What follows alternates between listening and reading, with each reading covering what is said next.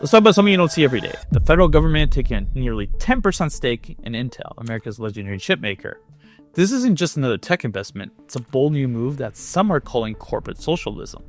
So I'm not sure if you heard this or not, but this summer under the CHIPS Act, the government converted billions in grants into an actual ownership stake, almost 10% of Intel stock, worth about $9 billion.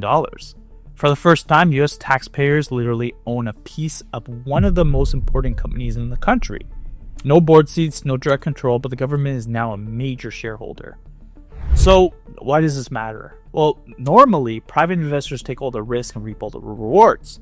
Now, taxpayers share that ride. If Intel thrives, America's stake can mean more national wealth. If it fails, public money takes a hit. This is what we call skin in the game. It's not just subsidies or loans, it's a real bet that impacts every citizen. Some critics say this is a form of socialism. Why?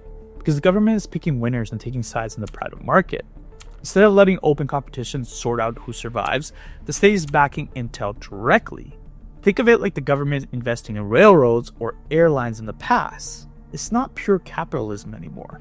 Others argue that it's a smart strategy. They say US chipmaking is just too important to leave to chance. With China, Japan, and South Korea pouring money into their own national leaders, Americans can't risk failing behind.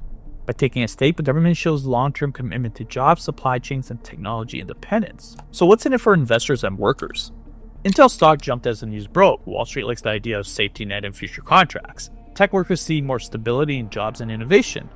But it also raises the questions. Will politics interfere with business? Will government support breed complacency? Only time will tell. We've actually seen this before. During crises, governments have bought stakes in GM and AIG. In Europe, countries took shares in airlines and energy firms. China goes even further. State investment powers their tech giants from the ground up. So does this change the game? Absolutely. In governments and business mix at this scale, incentives shift. Private risk moves to public hands, and big decisions blend public priorities with shareholders' interests. So here's the bottom line. Whether you call it socialism or smart industrial policy, America's investment in Intel marks a turning point.